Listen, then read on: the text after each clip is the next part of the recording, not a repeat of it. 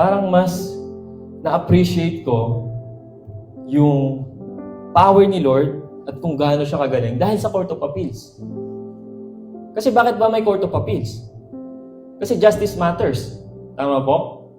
Kaya may Court of Appeals kasi kahit yung pinakamagaling na judge or pinaka-sincere na judge or pinakamataas na korte dito sa lupa, nagkakamali.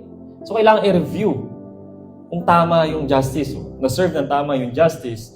Kasi nga, mahalaga ang katarungan, mahalaga ang hustisya, at ina-affirm po yan ng Scripture. Sabi po sa Proverbs 31 verse 9, speak up and judge fairly. Defend the rights of the poor and needy. Kasi kahit tayo pong mga tao, kahit yung pinakamataas na korte dito sa lupa, nire-review yung mga decision. Para kung may pagkakamali, may tatama. Diba?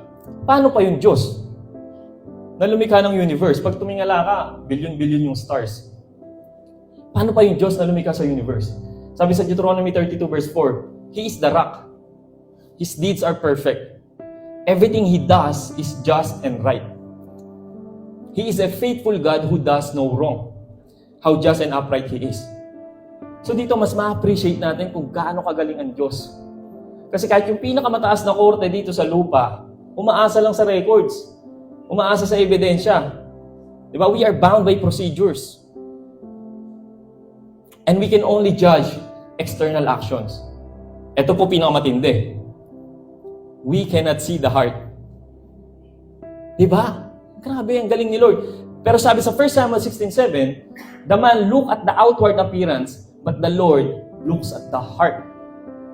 Kahit yung pinakamataas na korte, pinakamagaling na judge dito, hindi kaya makita yung tunay na motibo. Yung hidden intentions ng isang tao. Yung secret sins ng isang tao. So anong nire-reveal nito? That we need a higher court. Ano po yun? God's court. Kumbaga, ito yung Supreme Court of all courts. Ang ganda po, no? Parang King of Kings, Lord of Lords. Kasi sinasabi po sa Bible na ang Diyos po ay lawgiver, siya ay judge, at siya rin ay advocate, tagapamagitan.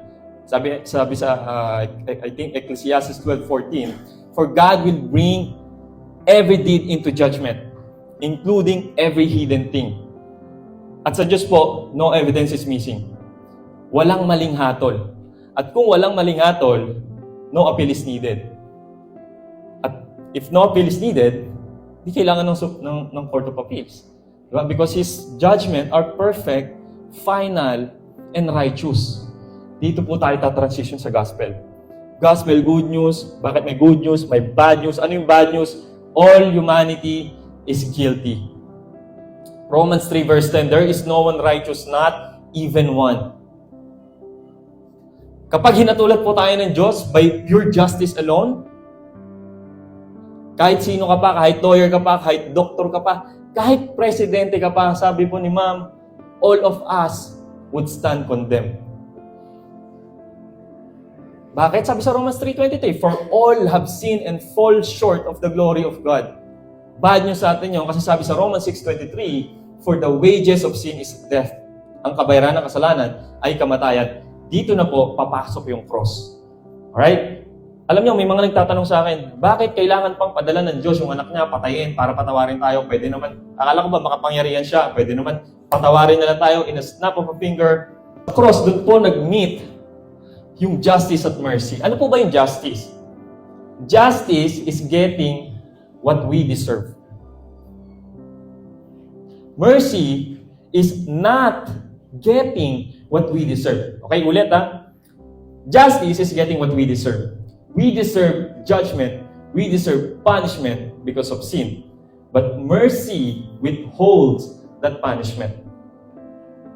At yung grace is getting what we don't deserve. We don't deserve salvation.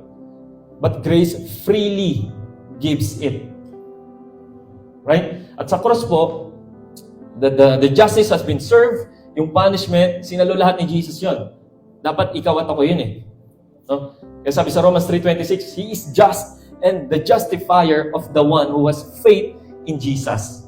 At dahil doon, meron na tayong advocate sa higher court. yung God's court na tinutukoy ko kanina, meron tayong advocate, meron tayong tagapamagitan. Sa earthly court, di ba, yung advocate, yung tagapagsalita sa mga akusado. Ngayon, we have an advocate. At si Christ po yun. Sabi sa 1 John 2 verse 1, I think, if anyone sin, we have an advocate with the Father, Jesus Christ, the righteous one. So, kung hatulan tayo ng Diyos, haharap tayo sa Kanya, tayong mga believers, hindi na tayo guilty. Not guilty na ang hatol sa atin. Justified na tayo. Pinawalang sala na. Hindi dahil sa ginawa mo, hindi dahil sa ginawa ko, kundi dahil sa tinapos ni Kristo sa cross. Amen?